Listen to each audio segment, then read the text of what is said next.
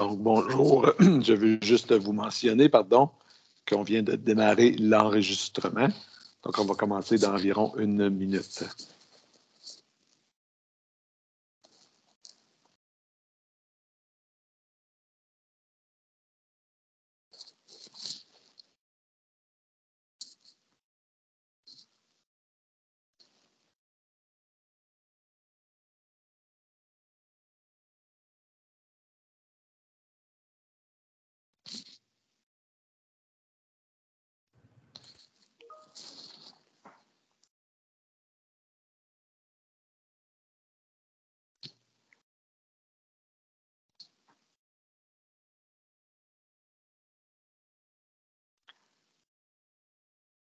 Donc, il me fait plaisir, en tant que représentant du Centre Franco, de vous souhaiter la bienvenue à la formation Comment développer le raisonnement algébrique en explorant les suites au primaire. Donc, nous vous remercions de faire confiance au Centre Franco pour vos besoins en matière de formation professionnelle. Donc, je remercie Julie Séguin-Mondou d'avoir accepté de partager son expertise avec vous aujourd'hui. Je vous rappelle que la rencontre est enregistrée, donc vous pourrez avoir accès par la suite à l'enregistrement. On va placer dans le clavardage dans quelques minutes le lien pour la prise des présences. Et également, veuillez noter que vous allez pouvoir utiliser le clavardage justement pendant la formation si vous avez des questions à poser.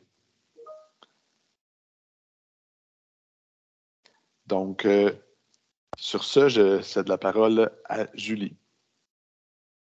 Merci beaucoup, Denis. Puis, merci au Centre de me faire confiance et puis de m'avoir donné le privilège d'être avec vous aujourd'hui. Ça me fait vraiment plaisir de faire partie de votre journée pédagogique et puis de pouvoir collaborer avec vous, partager plein de belles choses.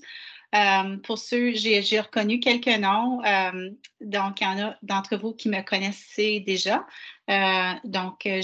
Imaginez-vous que je suis à la retraite depuis déjà 3 ans, après 30 ans dans le milieu d'éducation, surtout en mathématiques, dans le dossier mathématiques. Je suis à la retraite, mais avec la situation de COVID et tout ça, mais ça ne m'a pas empêché de rester vraiment active dans la communauté mathématique.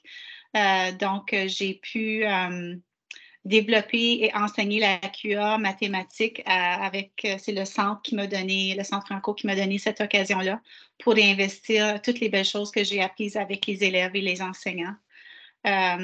Je suis aussi présidente de l'AFEMO, notre seule association francophone mathématique en province.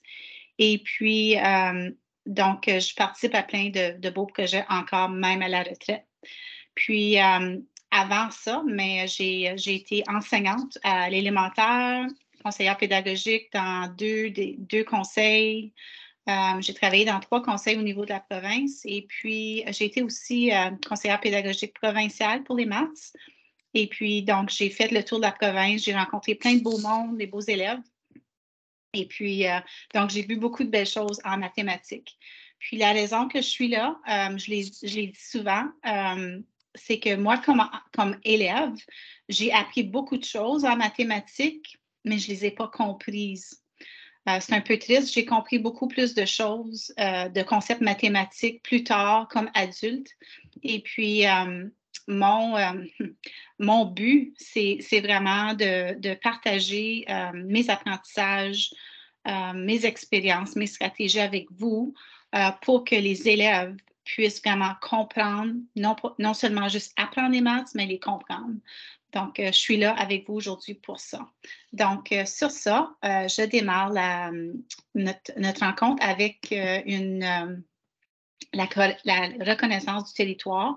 Donc, je vais vous accorder un moment personnel pour en prendre connaissance et puis de faire une petite réflexion par rapport à ça. Donc, je vous donne une petite minute.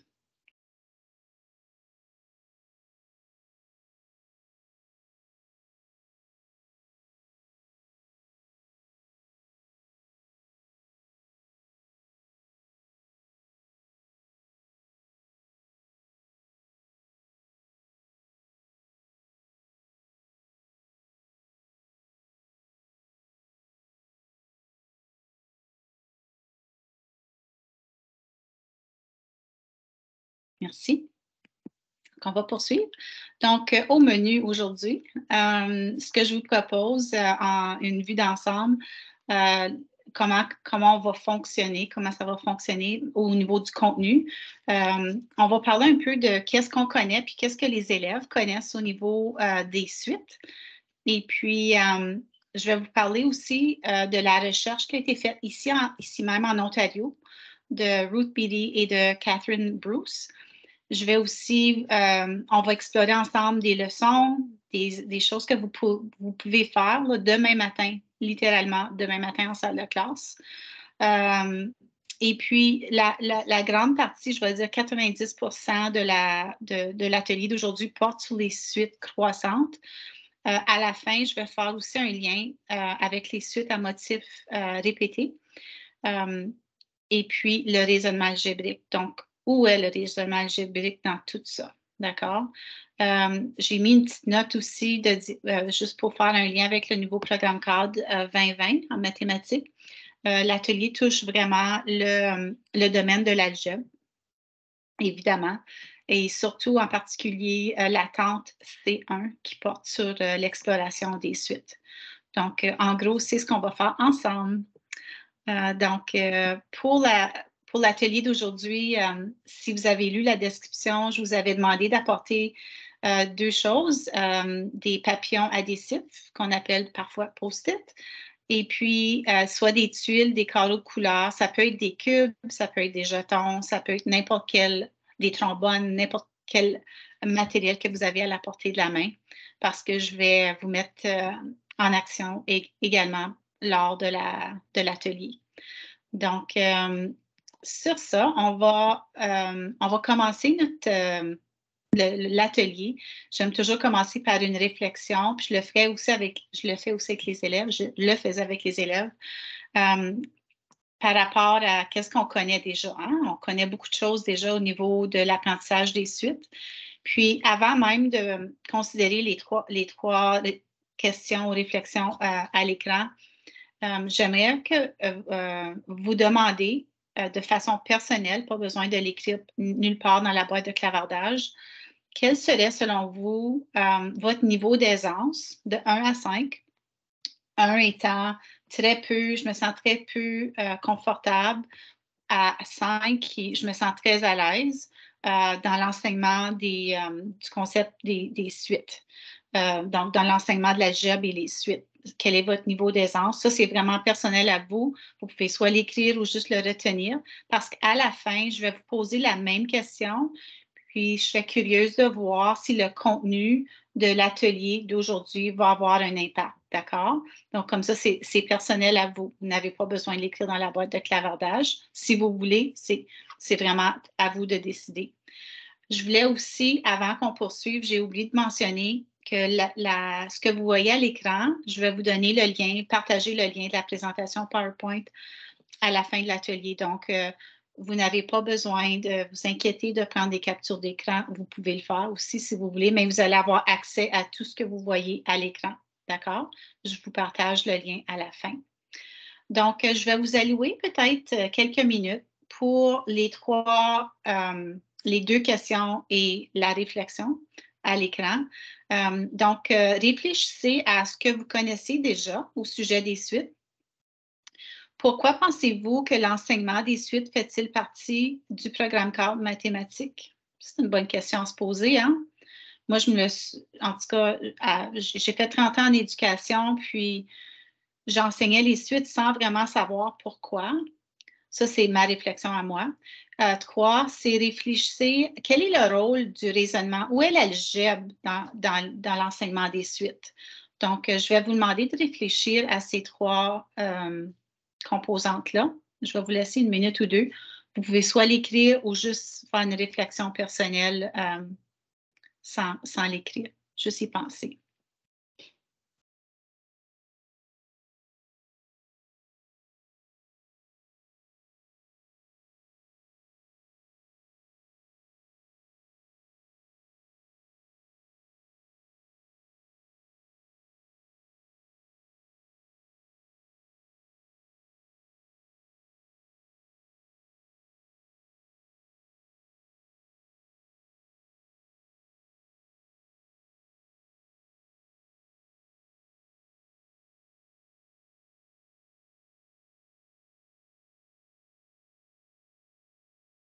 Donc, nous allons poursuivre. Donc, les questions et la réflexion, vous voyez là. Hein? Je vais vous présenter une belle dame qui s'appelle Dr. Ruth Beatty. Et puis, j'ai eu l'occasion de vraiment réfléchir aux questions que vous avez, dont vous venez de faire. Ruth Beatty est vous la connaissez peut-être, elle est une chercheuse, elle est chercheure, mathématicienne. Elle a fait, je vais vous parler de sa recherche tantôt. Elle est aussi professeure à l'Université Lakehead au campus Aurelia. Elle enseigne la didactique des mathématiques à la faculté d'éducation. Imaginez-vous les élèves qui sortent de cette faculté-là. Elle passe 2 ans avec le groupe, avec la cohorte, et puis ils voient Ruth à chaque semaine pour développer leur expertise mathématique avant d'aller enseigner à l'élémentaire. Donc, sont vraiment chanceux. Je suis allée quelques fois dans sa classe visiter ses élèves et puis sont vraiment, vraiment chanceux. Donc, j'ai eu le grand privilège lors de mes 2 dernières années, avant ma retraite, j'étais conseillère pédagogique au Conseil Franco-Nord dans la région de North Bay. Puis Ruth est venue m'accompagner pendant 2 ans. Puis j'étais dans les salles de classe chaque semaine en train de faire de l'accompagnement. Et puis, je partage avec vous ce que j'ai vécu avec elle pour réinvestir puis partager ces apprentissages-là. Les constats, les observations qu'on a faites en salle de classe avec les élèves étaient incroyables. Puis, je peux dire que c'est une des plus belles expériences professionnelles que j'ai vécues. Ça fait que j'ai vraiment pris ma retraite à un temps où est-ce que c'était... j'ai pris ma retraite à un moment de beauté dans mon parcours. Donc, sans plus tarder, voici comment on a un peu vécu le parcours avec Ruth Beatty. Donc, tout d'abord, on a demandé aux élèves qu'est-ce qu'ils connaissaient au niveau des suites. Puis aussi, on leur a demandé de représenter une suite de leur choix. On avait plein de matériel de manipulation. Puis, donc, si on était en personne ensemble aujourd'hui, je vous demanderais de faire la même chose. Mais je vais vous demander d'anticiper, de prédire ce que les élèves nous ont dit, ce qu'ils connaissaient au niveau des suites. Puis, essayez de prédire aussi quel type de suite que les élèves nous ont représenté. D'accord? Donc, dans la boîte de clavardage, vous pouvez me dire, peut-être anticiper les questions, les réponses d'élèves. Oui, comme tu dis, Marie, les couleurs, ils parlaient de couleurs. Puis, quel type de suite qu'ils ont construit lorsqu'on leur a demandé ça. Les formes, les élèves ont parlé des formes, des couleurs, exactement. Oui, avec les formes géométriques, absolument.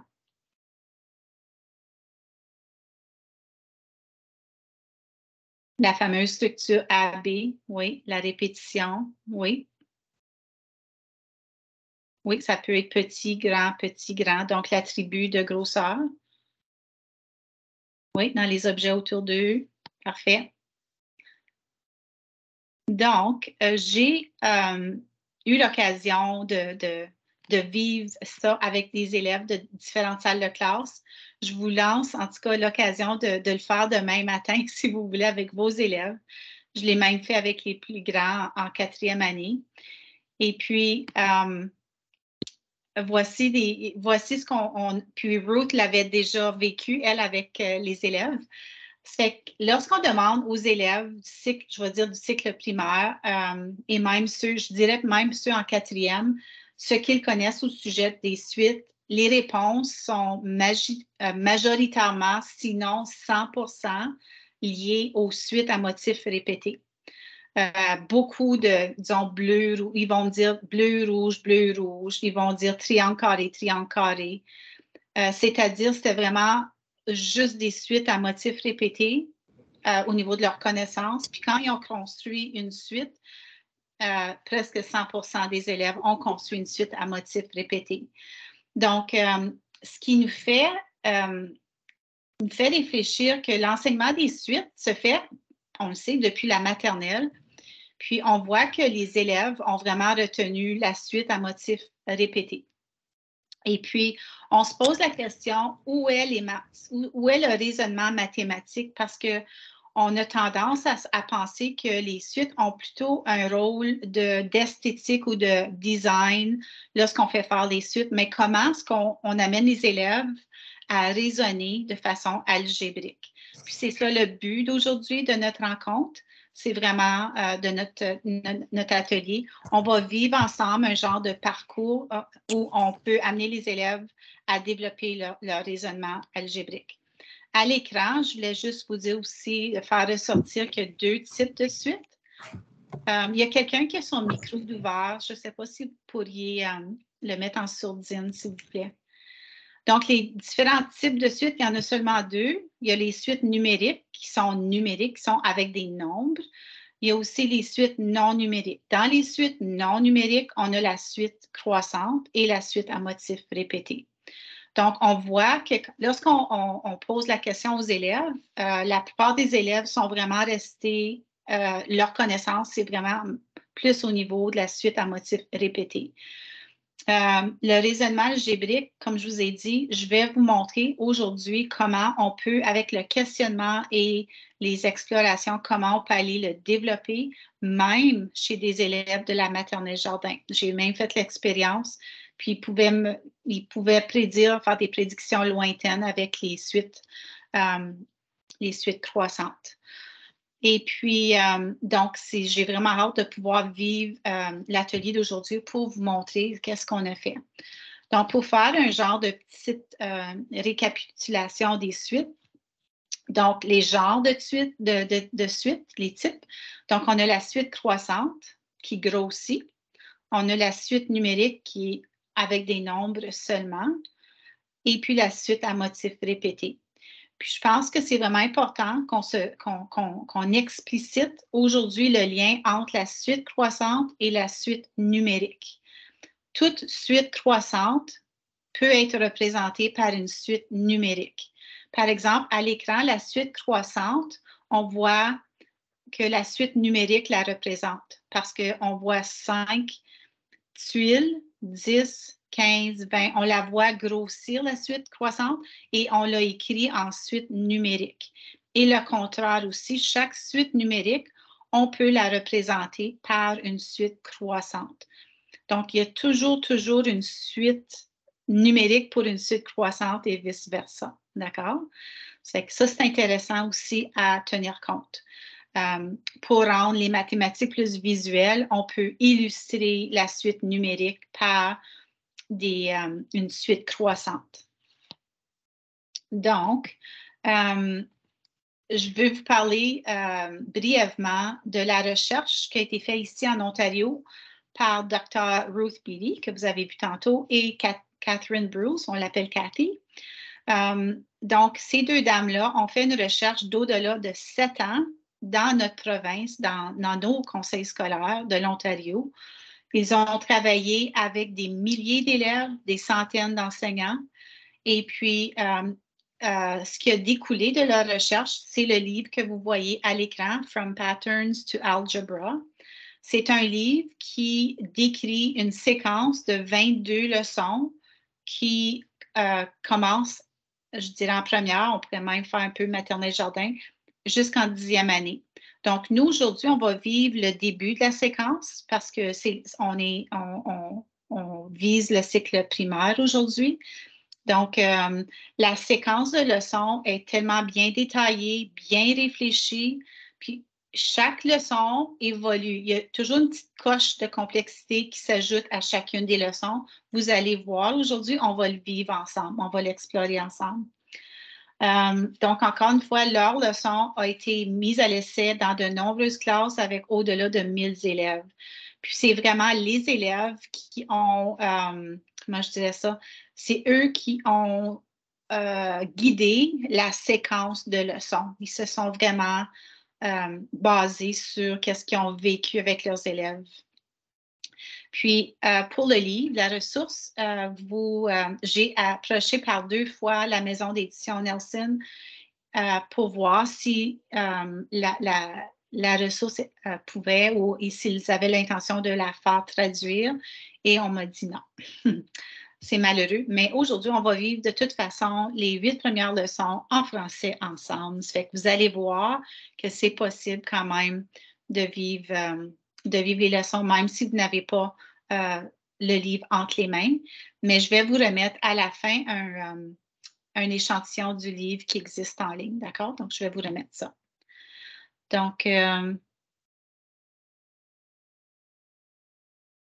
Donc, Marie, si tu apportes un bon point, on voit qu'il y a une suite.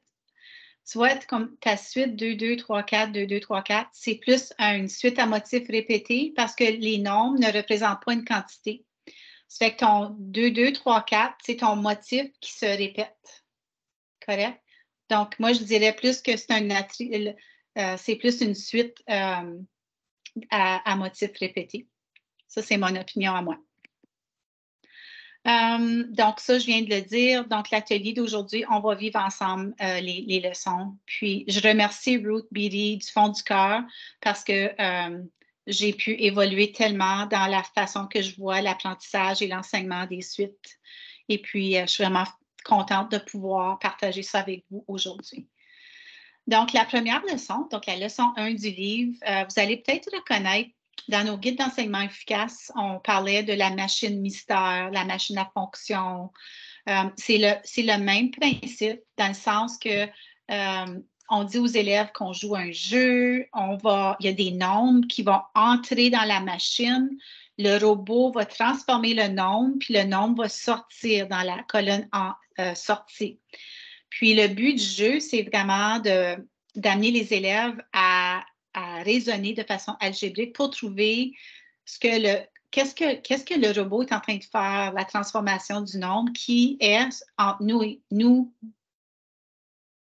vous et moi, c'est la règle, dans le fond. Hein? On veut amener les élèves à trouver la règle. Puis, comme vous voyez à l'écran, c'est vraiment un lien. Puis moi, j'ai adoré faire le lien. Donc, le jeu de la machine mystère, c'est le lien avec la table de valeur qu'on voit plus tard, je crois, en 3e année. Donc, c'est vraiment ça. Donc, puis le raisonnement algébrique, c'est vraiment voir le lien entre quand le nombre entre dans la machine puis quand le nombre sort. Qu'est-ce qui arrive de façon horizontale? Souvent, on a tendance de le faire à la verticale. Puis ça, il y a moins de raisonnement algébrique à ce moment-là. On en parlera tantôt. Donc, le jeu, on va le jouer ensemble. Donc, comment ça fonctionne? C'est que on dit aux élèves de façon aléatoire, choisissez un nombre entre 0 et 9. Donc, les élèves nous lancent un nombre. Ici, par exemple, j'ai écrit 4. Puis là, je dis aux élèves, donc j'écris physiquement 4. Je dis, d'accord, 4. Le robot va transformer 4 en un autre nombre. Et puis ensuite, j'écris 8 dans à la sortie. Donc, je demanderai aux élèves, qu'est-ce que vous pensez? Qu'est-ce qui est arrivé au nombre? Donc, on pourrait les faire réfléchir à ce niveau-là. Puis ensuite, je demande aux élèves, d'accord, donnez-moi un autre nombre entre 0 et 9. Et puis, ici, par exemple, les élèves pourraient dire 7. Puis là, je leur dirais, d'accord. Puis là, je leur dirais, avec un partenaire, je ferai un petit PPP. Avec ton partenaire, peux-tu prédire le nombre qui va sortir? Puis ici, c'est un peu difficile parce qu'on n'a pas, on n'a pas beaucoup d'exemples sur lesquels se baser. Donc, les élèves pourraient vous donner des conjectures. Puis, par la suite, on dit, d'accord, voici ce que le robot nous dit. Donc, le robot a transformé le nombre 7 à 14. Qu'est-ce que vous pensez de ça? Puis là, on peut avoir la conversation encore avec un autre PPP.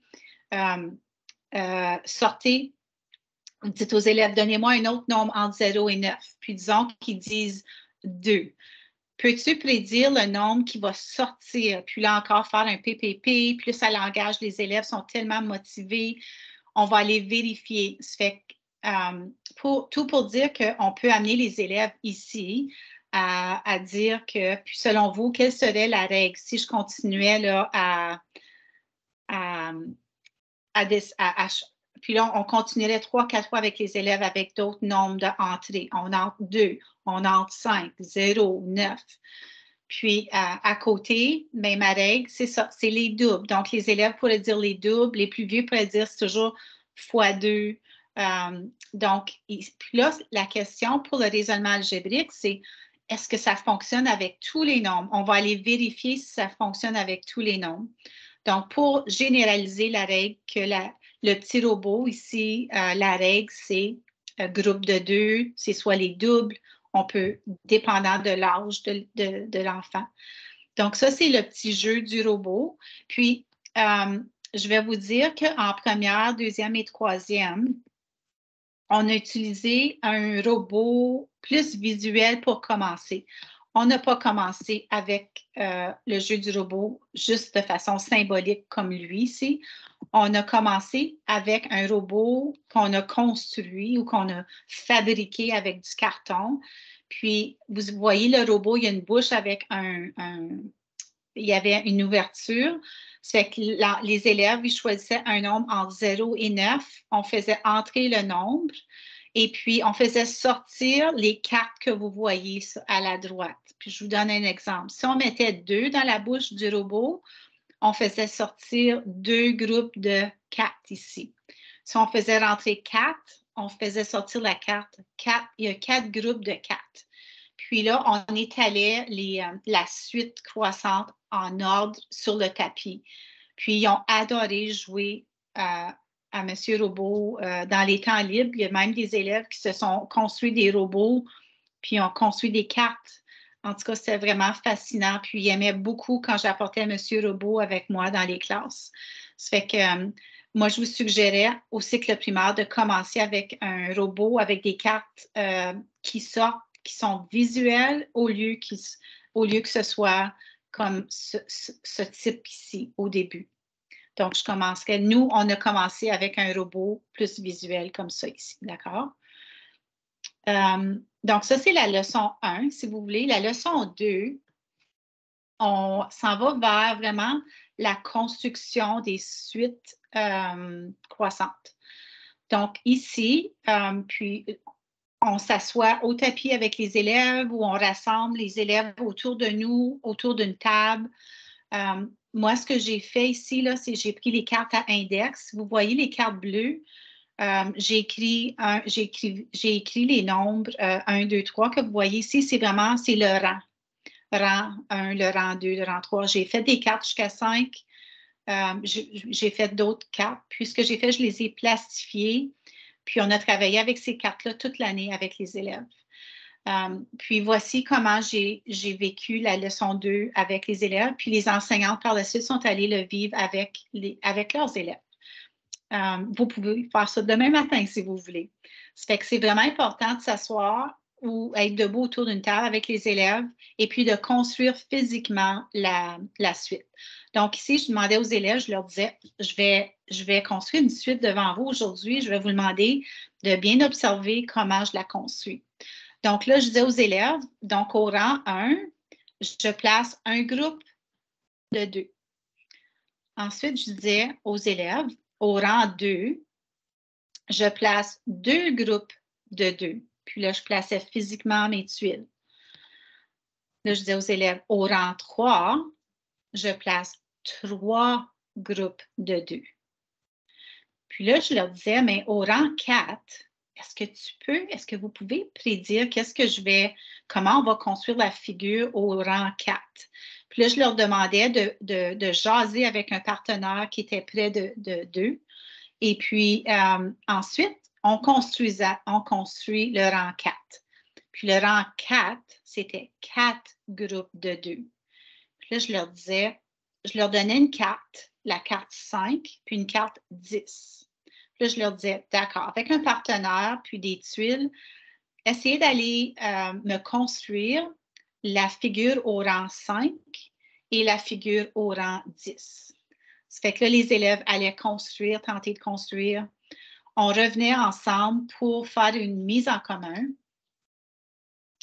Puis là, je leur demandais, mais comment tu fais pour... Bien, j'ai circulé aussi avant. Puis ensuite, la mise en commun, c'est comment est-ce que vous avez fait pour construire le rang 5, le rang 10. Puis là, je leur disais, mais là, est-ce que je serais capable de vous poser une question, là, vraiment? Je ne suis pas certaine, là, mais je vais vous la poser quand même. Comment on construirait ou peux-tu visualiser la figure au rang, puis là, je disais un grand nombre, 50, au rang 100. Puis là, les élèves étaient tout excités. Puis au début, tu voyais que les élèves, ils réfléchissaient beaucoup, mais en refaisant la leçon, parce qu'on fait les leçons pas juste une fois, en refaisant la leçon avec d'autres suites, les élèves venaient qui étaient capables de faire une prédiction lointaine. Et puis, Ruth avait même dit à un moment donné, si on veut, on peut amener les élèves dans le corridor, puis disons, une suite avec une règle de groupe de 2, par exemple, on pourrait la construire jusqu'à 100 pour vraiment montrer aux élèves, là, ils ont prédit qu'est-ce que la figure aurait l'air au rang 100. On pourrait même la faire dans un corridor. En tout cas, je vous laisse ça à vous. Puis, dans la mise en commun, peut-être pas la mise en commun, mais la mise en commun avec vous aujourd'hui. Moi, un de mes grands coups de cœur de mes apprentissages, c'est lorsque Ruth a fait le lien entre la suite croissante et le jeu du robot ou la table de valeurs. Donc, quand on regarde à l'écran la suite croissante, le rang, c'est tous les nombres qu'on entre dans la colonne d'entrée, les nombres qu'on entre dans le robot. Les nombres qui sortent, c'est vraiment le nombre de tuiles qu'on a besoin pour construire le rang. Donc, pour moi, ça a été un moment vraiment, un gros moment où est-ce que j'ai eu des étoiles là, dans les yeux, puis je me suis dit, wow, OK, je n'avais pas fait ce lien-là avant. Donc, on peut vraiment voir le lien entre le visuel et le symbolique ici pour les élèves. Donc, là, c'est le moment que c'est à votre tour. Donc, je vais vous demander de prendre vos post-it ou des morceaux de papier et vous créer les cartes, comme j'ai fait ici avec mes cartes bleues. Créer 3 post-it avec le rang 1, le rang 2, le rang 3. Donc, écrivez 1, 2 et 3 sur 3 différents papiers ou post-it. Prenez du matériel à la disposition, puis je vais vous demander de construire une suite à motifs, une suite croissante, comme j'ai fait ici. Mais ici, la règle était groupe de 2. D'accord? Ça fait qu'on peut voir que rang 1, j'avais un groupe de 2, rang 2, 2 groupes de 2, et ainsi de suite. Là, je vous demande de construire une suite qui a une règle groupe de 5 ou x5. Puis ça, c'est bien important à vous dire que chez les plus petits, nous, on appelait ça des groupes de 5. Plus tard, on peut commencer à utiliser le x5 parce que les élèves vont commencer à avoir une compréhension à ce moment-là des multiplications, des faits numériques. Donc, mais pour les plus jeunes, on utilise vraiment le langage groupe de 5. Si vous n'avez pas de matériel de manipulation, je vous ai mis un lien ici de Matisse, qui est un site web ontarien. Ils ont des tuiles virtuelles qui ont été faites pour la recherche de Ruth Beatty et Cathy Bruce.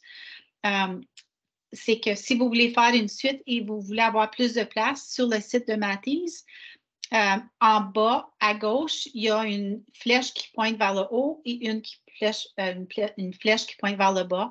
Donc, sur une de ces flèches-là, ça l'agrandit ou ça rapetisse l'écran pour vous donner plus de place à construire. D'accord? Donc, je vous donne 2-3 minutes. Allez construire une suite qui a une règle de groupe de 5.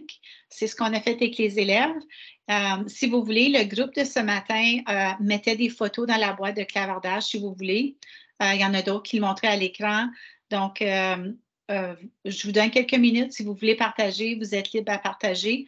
Je vais vous montrer des exemples après de ce que certains élèves ont pu créer aussi. Donc, on se laisse 2-3 minutes pour aller explorer et construire des suites croissantes.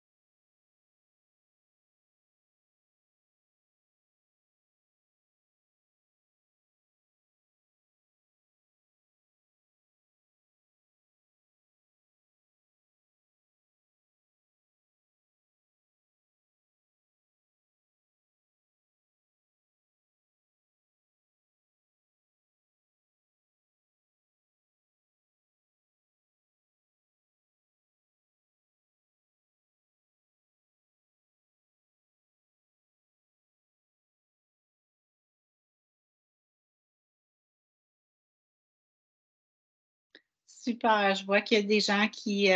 oh, merci d'avoir mis le lien. Je m'excuse, j'aurais pu le faire moi aussi. J'ai oublié dans la boîte de clavardage, mais si vous cliquez à l'écran, ça devrait fonctionner également.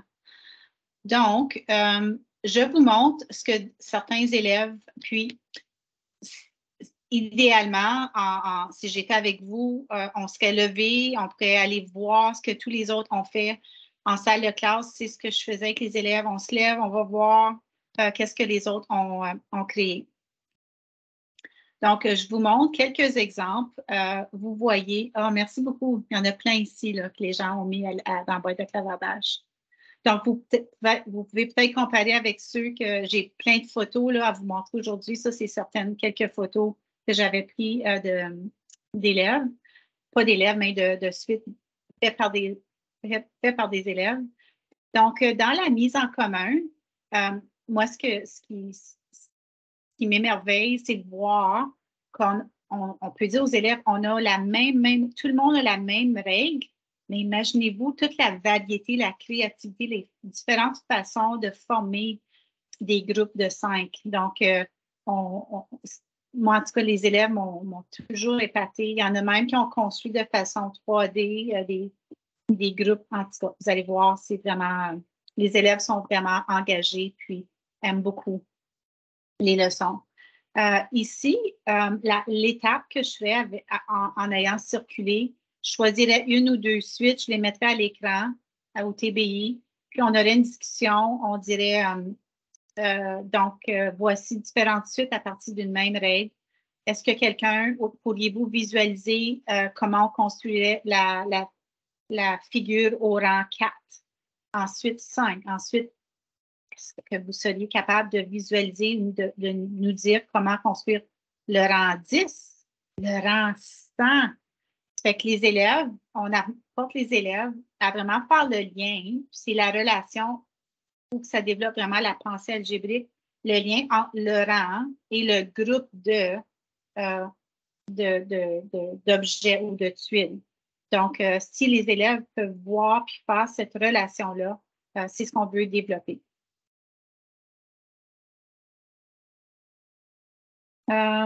Brigitte, c'est pas de problème, je vais donner le lien de la présentation du PowerPoint à la fin.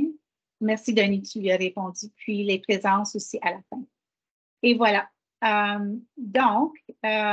leçon 3, une fois que les élèves ont fait la leçon 2, sont à l'aise, on a une leçon qui s'appelle Devine ma règle. Ça fait on prépare des petites cartes. Et puis, sur chaque carte, il y a des règles différentes. Puis, encore une fois, chez les plus petits, première, deuxième, même peut-être au début avec les troisièmes, j'écris sur les cartes la règle, c'est soit fait groupe de 3 ou des groupes de 4. Donc, les élèves vont piger une carte, puis ils vont savoir quel genre de suite construire selon la règle qu'on leur donne. Quand ils deviennent plus à l'aise en troisième, on peut leur donner juste le x3 ou le x7 ou le x6. Mais nous, quand on a vécu ça en première, deuxième, on a vraiment commencé en écrivant groupe 2. Ça fait que là, ce qui arrive, c'est que chaque élève a un partenaire, on leur donne une carte, ils cachent la carte et puis ils vont construire la suite selon la règle secrète, d'accord?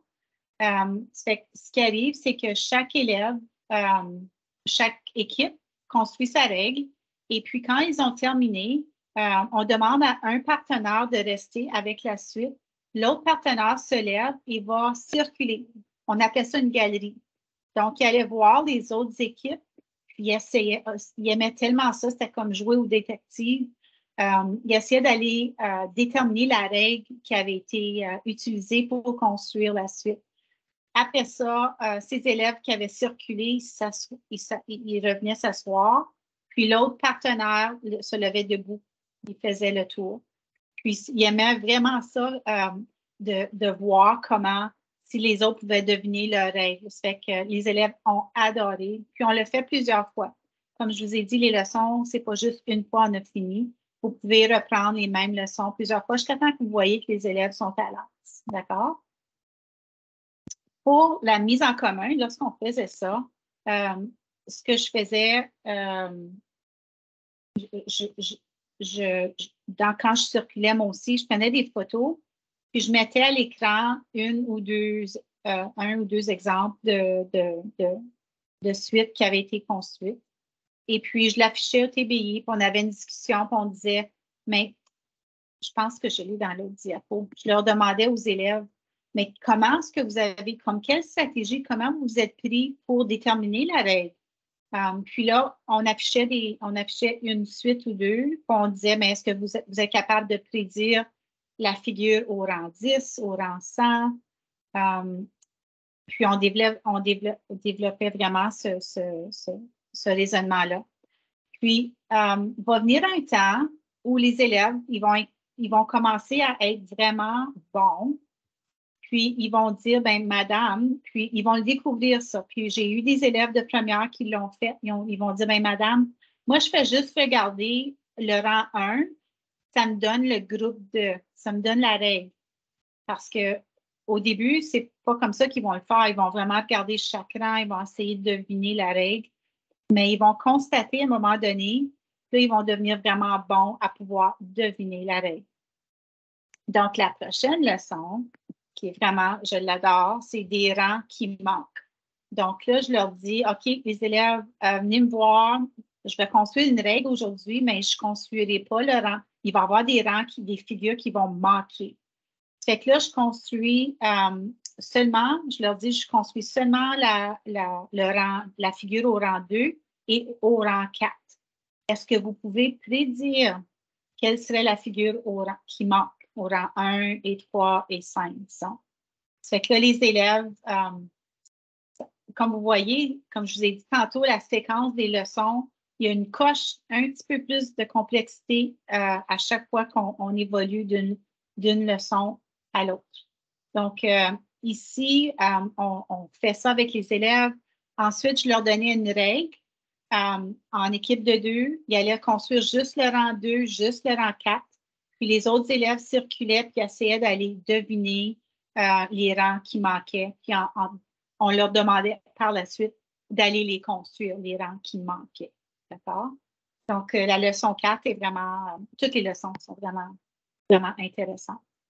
La leçon 5, là, vous allez voir depuis le début, c'est vraiment des règles simples.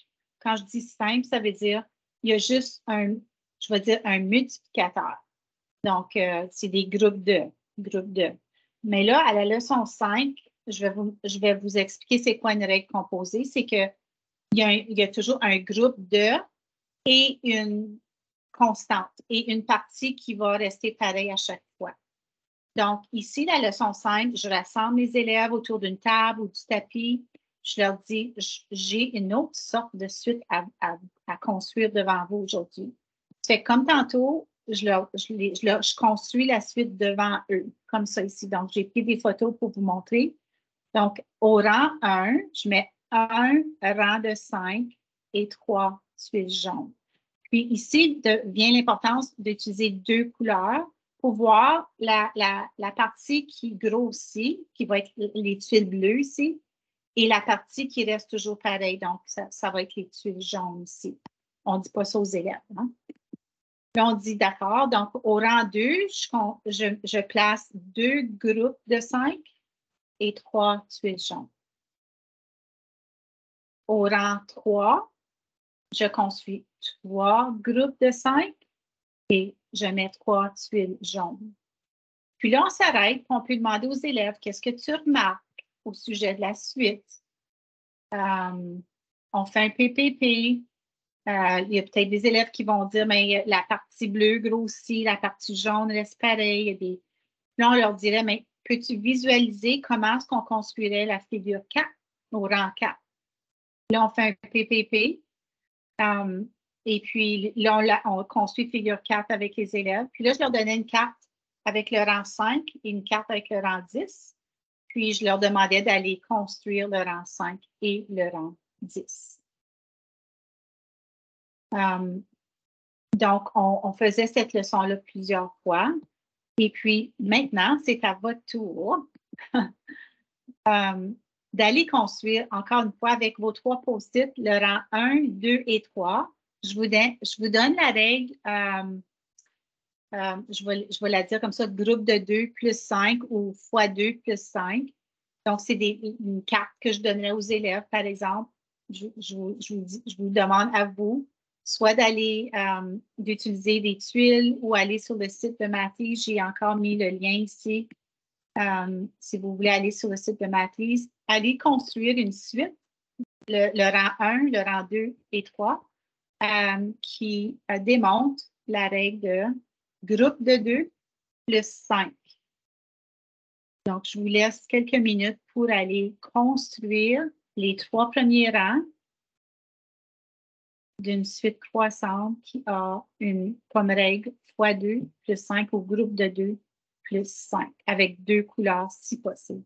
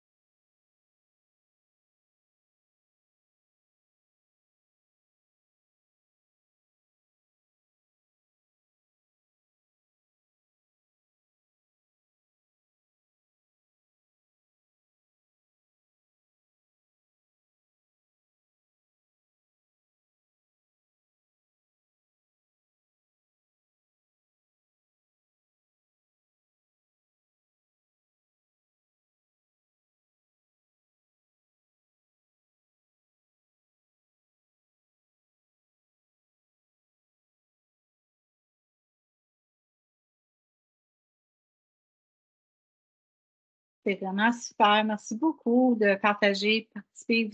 Vous êtes Moi, ce qui me fascinait beaucoup avec les élèves, c'est encore une fois, on fait une galerie, les élèves se lèvent, vont aller voir ce que les autres ont fait. Mais avec une même règle, encore une fois, on peut créer tellement des suites qui ont un visuel différent.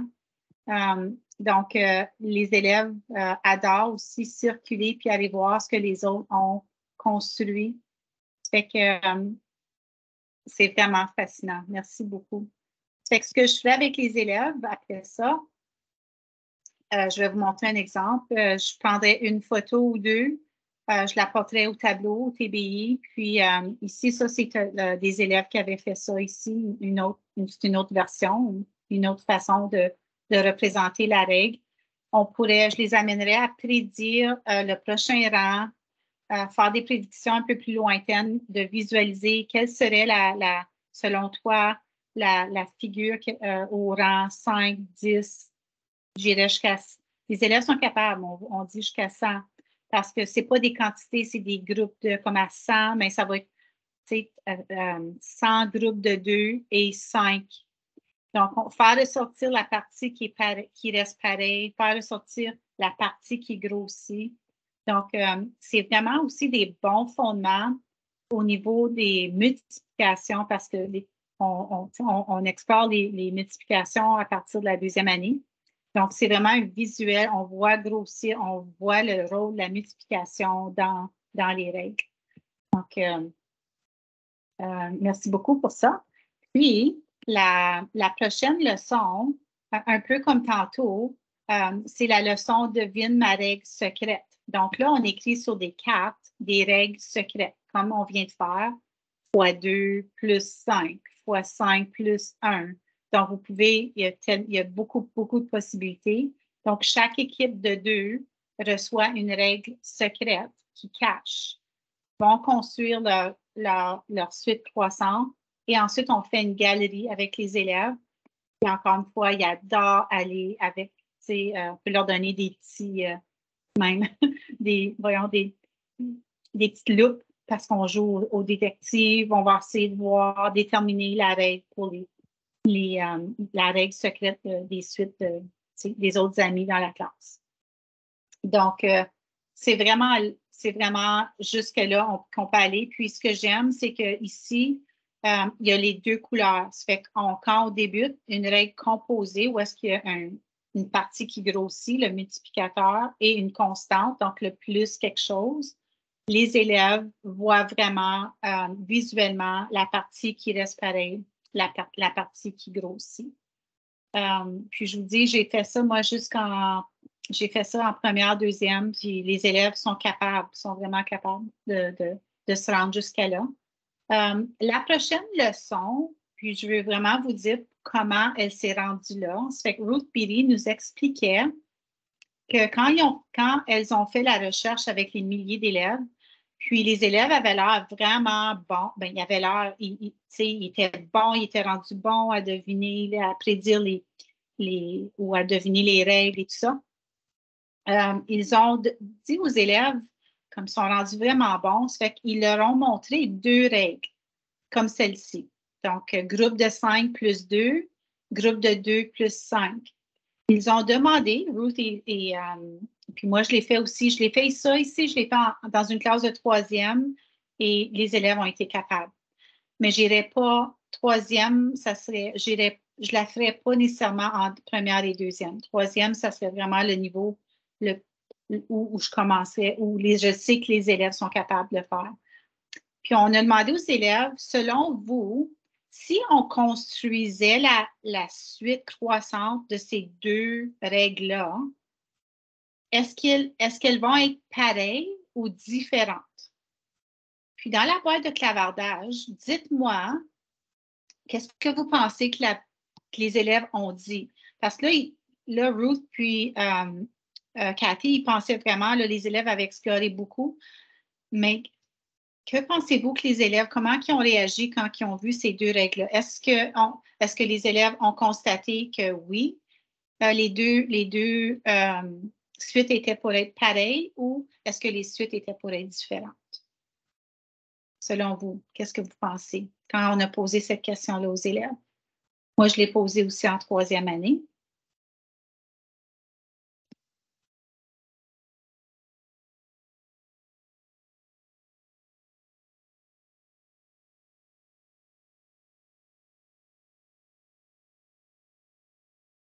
Okay. Donc, c'est un peu partagé. Ça fait qu'il y a des élèves, même si on ne s'attendait pas à ça, qui pensaient qu'ils étaient pour être pareils, d'autres qui n'étaient pas certains, d'autres qui disaient non, c'est pas pareil. Donc, voici la leçon 7, comment elle est. J'ai suivi vraiment la démarche du livre, puis je vous montre comment je l'ai vécu avec les élèves de 3e. Ça fait que tout d'abord, j'ai demandé aux élèves de construire juste seulement le rang 1, la figure du rang 1 avec les deux règles. Puis vous allez voir, c'est pas mal intéressant de voir que le rang 1, puis là, j'ai demandé aux élèves qu'est-ce que vous observez, est-ce que vous changez d'idée, est-ce que vous pensez que les deux suites vont être pareilles ou différentes? Ce qui est important ici, c'est vraiment les couleurs. Ça fait que j'ai demandé aux élèves de choisir 2 couleurs, une couleur pour le multiplicateur puis une couleur pour la constante. Puis ensuite, j'ai dit aux élèves, OK, on va aller voir, on va aller construire le rang 2. Ça fait qu'ils sont allés construire le rang 2. Là, je vous montre une photo. Ça fait que tous les élèves ont un partenaire, des tuiles, des cartes, ils construisent le rang 2. Puis là, je leur posais des questions, mais les tuiles bleues représentent quoi dans la règle? Les tuiles jaunes représentent quoi? Juste pour faire sortir que la constante, c'est soit les tuiles bleues ou les tuiles jaunes ou vice-versa. Puis, c'est le questionnement des amener. Qu'est-ce que tu remarques? Est-ce que la tuile, est-ce que la suite va être pareille ou différente? Ensuite, je leur ai demandé d'aller construire le rang 3, puis faire des observations. Qu'est-ce que tu remarques? Puis là, ils ont commencé à dire, bien, la suite qui a un multiplicateur comme le groupe de 5 a grossi beaucoup plus que la suite qui a un multiplicateur groupe de 2.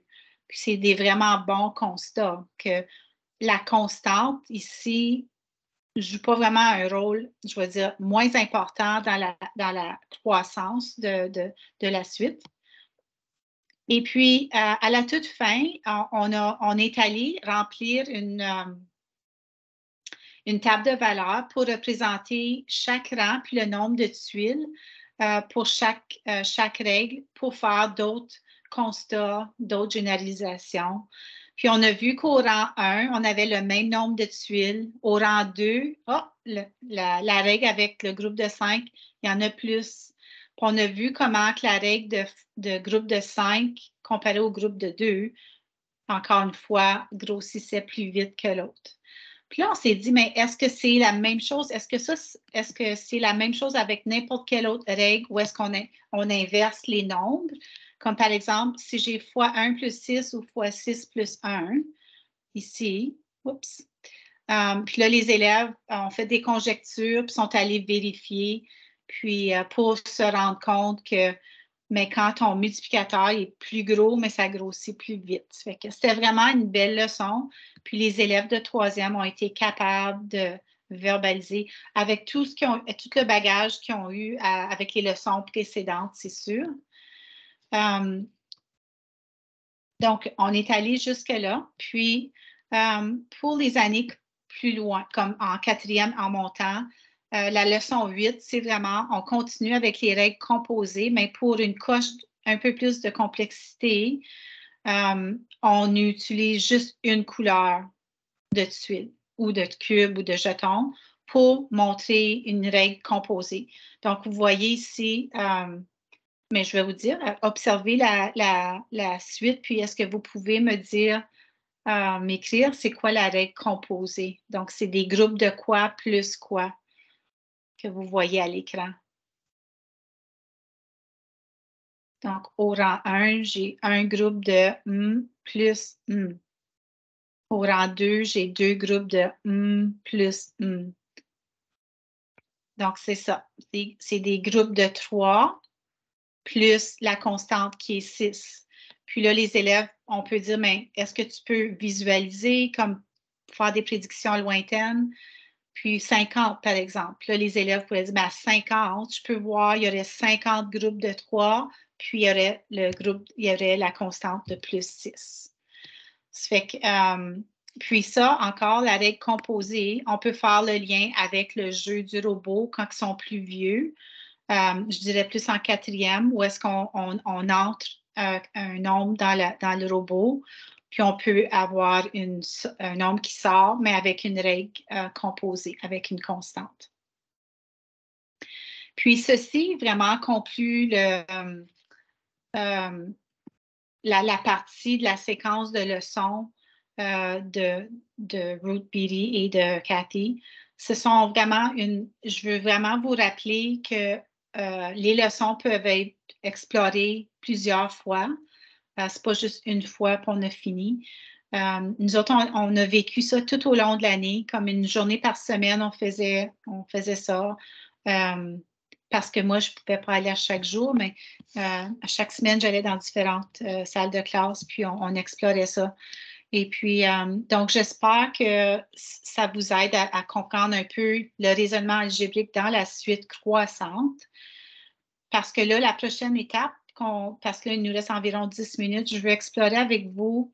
On s'est questionné, mais comment est-ce qu'on peut développer le raisonnement algébrique avec des suites à motifs croissants maintenant?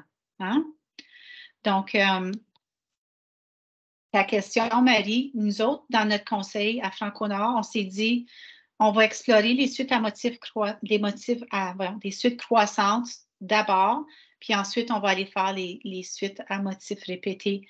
C'est contraire à ce qu'on a tendance à faire, où, tu sais, on peut faire toutes les suites en même temps parce que ta suite numérique, est en lien avec ta suite à motifs croissants. Donc, nous, on a vraiment mis l'accent sur à motifs croissants, qui est vraiment en lien avec ta suite numérique. Puis ensuite, on est allé explorer les suites à motifs répétés. Il n'y a pas d'ordre, non, mais nous, on s'est dit, les élèves ils ont tellement vu et exploré les suites à motifs répétés qu'on commence avec les suites croissantes. Comment je me suis pris avec ça? Donc, premièrement, je voulais aller voir chez les élèves qu'est-ce qu'ils connaissaient au niveau des suites à motifs répétés. Donc, je suis arrivée un jour, puis j'ai construit devant les élèves une suite à motifs répétés. J'avais apporté des cure-pipes, des bouts de laine, puis je demandais aux élèves, c'est quoi la petite partie qui se répète? Donc, je voulais vraiment faire sortir le motif. Je vous avoue que même dans une classe de 3e, 4e, les élèves n'étaient pas encore capables ou à l'aise de sortir le motif.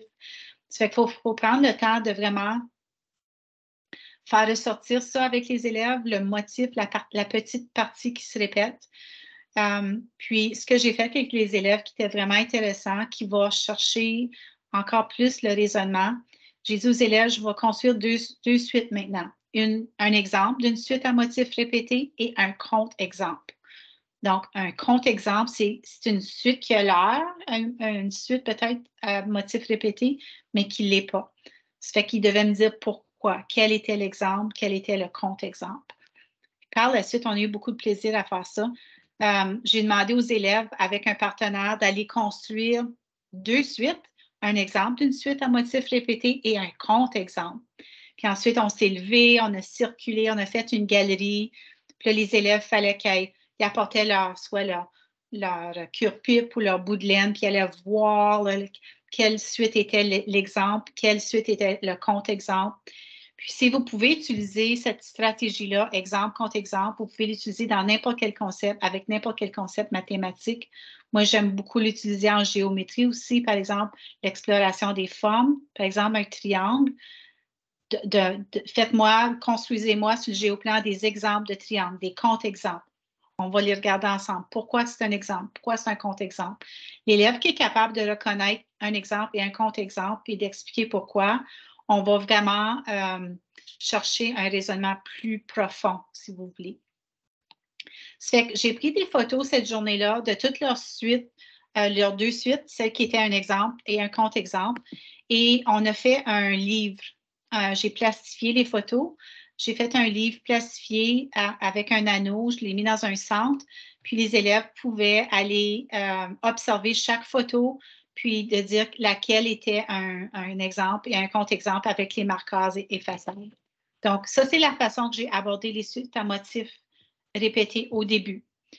Après ça, Ruth et moi, on s'est dit comment on peut faire ressortir le raisonnement algébrique pour faire prédire plus loin, des prédictions lointaines. Ce qui a vraiment fait la différence, puis je vous encourage de le faire, j'ai créé une bande de noms numérotés, comme vous voyez à l'écran, que j'ai plastifiée. Puis je l'ai faite jusqu'à 60, parce que dans le temps, c'était de 1 à 60 en première année. C'était très long en plastique. Puis ce qu'on a fait, on voulait que les élèves fassent, parce que si on veut un raisonnement algébrique, il faut faire le lien entre le rang et l'objet. Ça fait que ce qu'on a fait tout d'abord avec les élèves, j'ai construit une suite devant eux. Ça fait que vous voyez à l'écran un peu, j'ai pris des oursons jaunes et rouges. Donc, j'ai construit la suite jusqu'au rang 6. Donc, j'ai fait jaune, rouge, jaune, rouge, jaune, rouge. On a demandé aux élèves le motif, c'est quoi la petite partie qui se répète. Ça fait que vous voyez, là, on a encerclé les 3 motifs. C'est pour ça qu'il y a 1, 2 et 3. Il y a 3 motifs jusqu'au rang 6. Là, on leur a dit, est-ce que vous remarquez d'autres choses? Les nombres ou le rang des oursons jaunes, le rang des oursons rouges. Puis on leur a demandé de prédire quelle couleur sera l'ourson au rang 10, je pense qu'on avait dit 15 et 20. Puis là, il fallait qu'ils prédisent jaune ou rouge. Il allait l'écrire dans la case, puis ensuite, il allait prolonger la suite pour aller voir. Ça fait que ce que ça a donné, c'est qu'on a fait, puis là, vous allez voir dans la prochaine diapo, on voit des élèves qui sont en train de construire la suite, là, sont en train de reproduire la suite que j'avais fait avec des objets. Puis, la mise en commun, on a dit aux élèves, vous avez fait des prédictions, mais comment vous avez fait pour prédire? Puis, il y a des élèves qui ont reconnu que les oursons rouges ont allé les encercler. On voit que l'ourson rouge au rang, c'est le rang 2, 4, 6. Puis là, ils ont dit, c'est comme compter par bond de 2. Plus tard, ils apprennent aussi les nombres pairs et impairs. Ça fait qu'ils ont fait le lien que les oursons rouges, ça se fait toujours sur des nombres pairs, les oursons jaunes, toujours sur des nombres impairs. Et voilà le raisonnement algébrique pour une suite à motifs répétés. C'était fameux. Il y a un petit garçon en première année qui s'est levé et a dit, c'est ça, c'est comme compter par bond de 2. Puis il est allé faire le lien sur la droite numérique et la grille de nombres. Ça fait qu'ils ont vraiment fait le lien entre tout ça. C'était vraiment beau. On pourrait aussi faire la structure comme celle-ci pour faire ressortir les multiples de 5 ou compter par bond de 5. Puis, on pourrait demander aux élèves de reproduire puis de prédire les nombres, je ne sais pas moi, au rang 25, au rang juste 24, avant le 25 et après le 25. Faire ressortir qu'est-ce qu'ils remarquent, des formes qui sont des triangles, donc ils vont ressortir, mais les nombres finissent toujours par soit 5 ou 0. Donc, ça serait une autre façon que vous pourriez développer le raisonnement algébrique. Et puis, encore plus loin, on peut faire sortir, par exemple, les multiples de 3. Comme les triangles ici sont toujours sur un multiple de 3. Donc, 3, 6, 9, 12.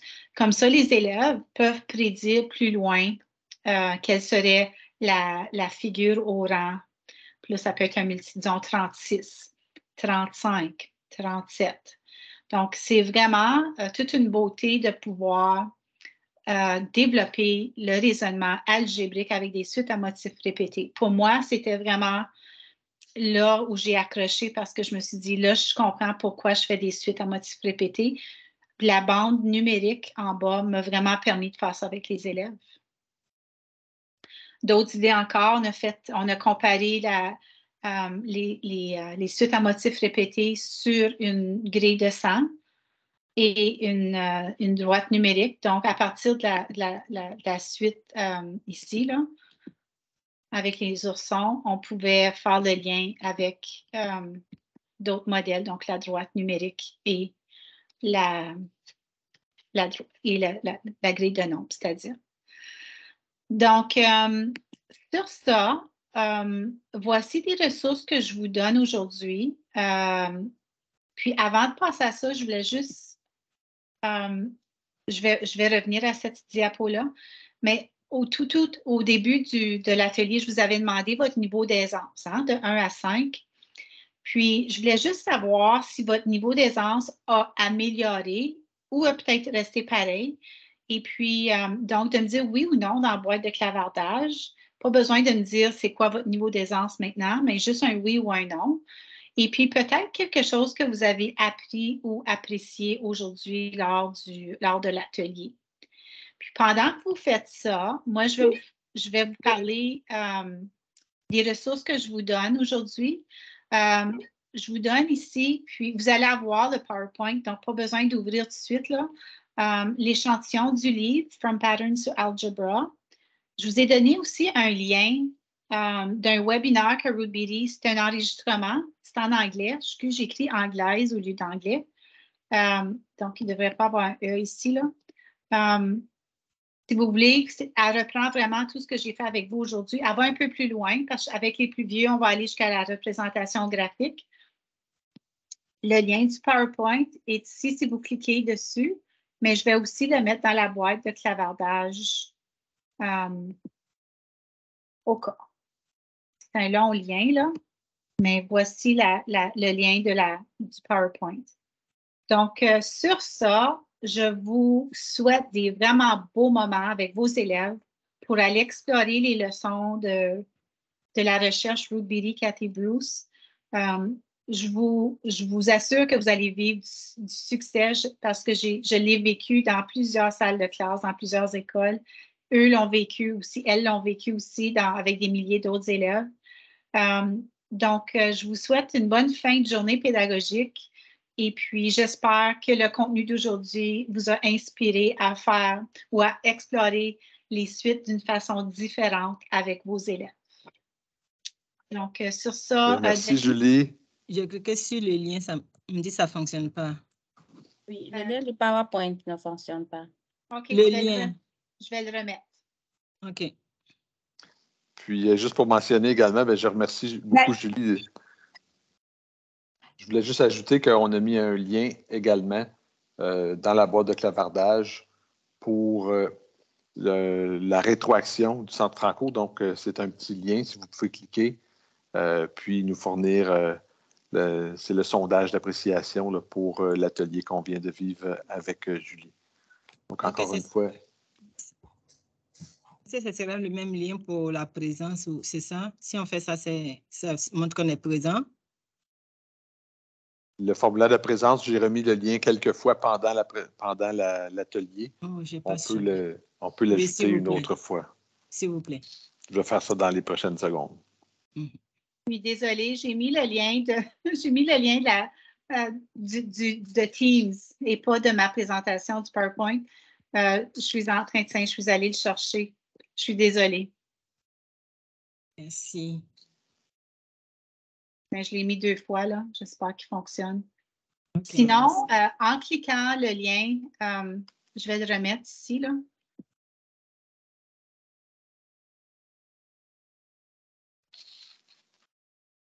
Je suis capable de reculer. Non. Juste un instant. Bizarre. Ça passe toujours pas. C'est bizarre, Denis, je ne suis plus capable de naviguer dans ma présentation.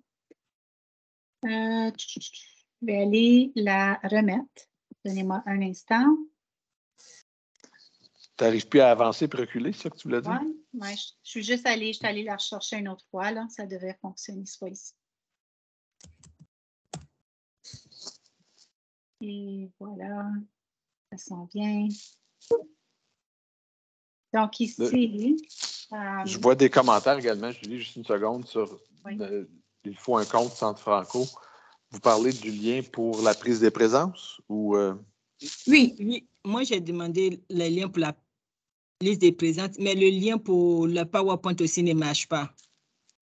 Enfin, je clique dessus, mais ça dit, ça passe, ça marche pas. Est-ce que le lien pour la rétroaction fonctionne? C'était ça ma question. Oui, il fonctionne. OK, merci. Donc, je remets une dernière fois le lien. Ça devrait fonctionner maintenant dans la boîte de clavardage.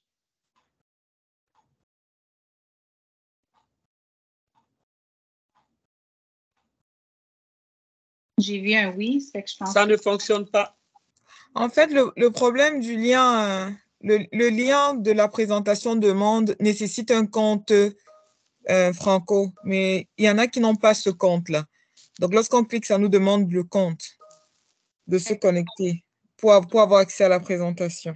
je vais aller chercher une autre sorte de lien. Donnez-moi une seconde. Oui, c'est ça qu'il va falloir que tu fasses, Julie.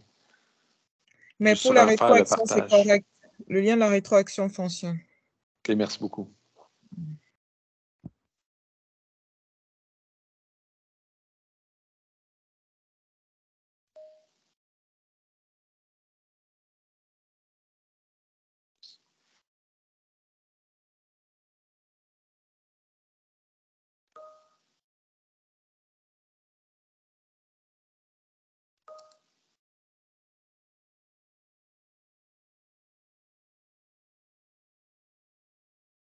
Peut-être qu'il faudra changer les modalités de partage du lien. Si c'est un lien PowerPoint, peut-être les modalités de partage pourront être à toute personne disposant du lien.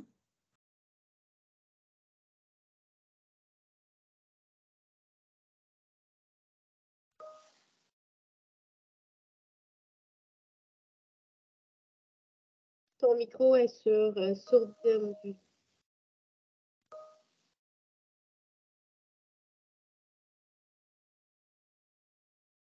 Excusez-moi, j'ai été déconnectée. Est-ce que vous pourriez remettre les liens dans le clavardage, s'il vous plaît? Oui, c'est ce qu'on va faire. Merci beaucoup.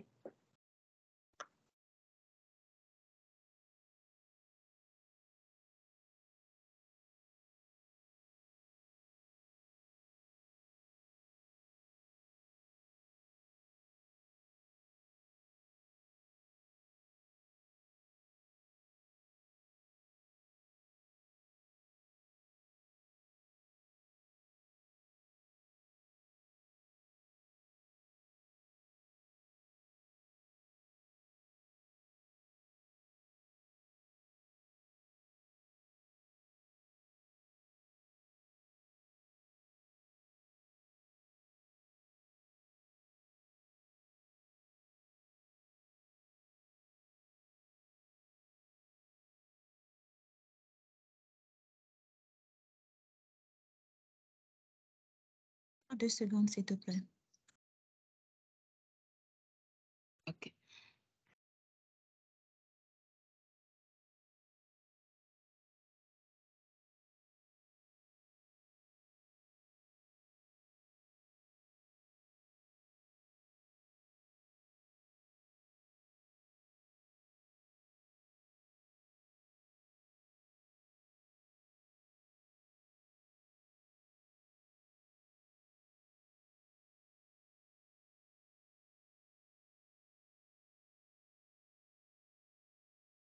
Julie, as-tu réussi à refaire le lien de partage pour... Oui, j'ai presque fini. Je m'excuse, puis merci de votre patience. À cause, je pensais que je l'avais fait, mais je suis en train de le faire sur mon Drive pour que ça soit plus facile. Puis je suis en train de télécharger. Donnez-moi 2 secondes, c'est presque fait. Parfait. Merci beaucoup. Merci à vous de votre patience.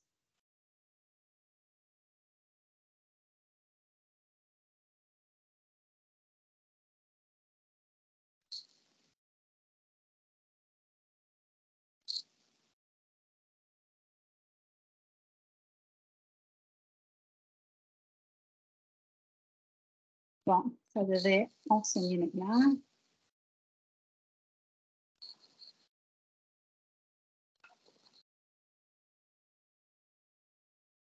Denis, tu peux-tu le tester pour voir? Ben, je suis pas bien utile parce que moi, j'ai un compte du Centre Franco, donc moi, ça fonctionne. Non, mais je l'ai mis dans un compte Google. Ça fait que... Ah, ça ne fonctionne pas. Non, ça ne fonctionne pas. J'ai jamais de difficulté habituellement. Je m'excuse. Continue, mais je vais essayer de mon côté avec le lien que tu m'avais envoyé.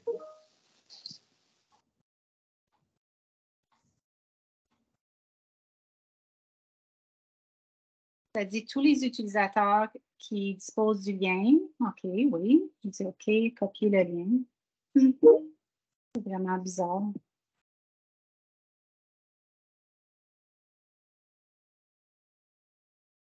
Ah, là, je pense que ça va fonctionner.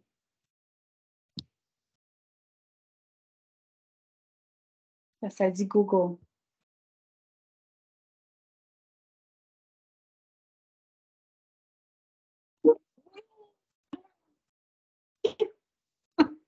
Bravo.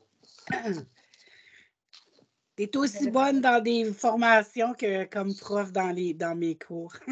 Oh, merci, c'est gentil. C'est-tu ma belle Nancy? Non, c'est France. France, allô. Salut. J'ai vu Nancy tantôt. Oh.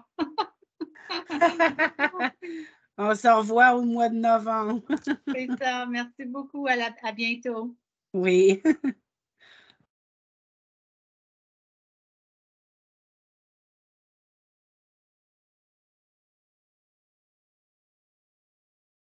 Donc, bonne journée, Denis. Bonne fin de journée pédagogique provinciale. J'espère que tout a bien été avec les autres ateliers.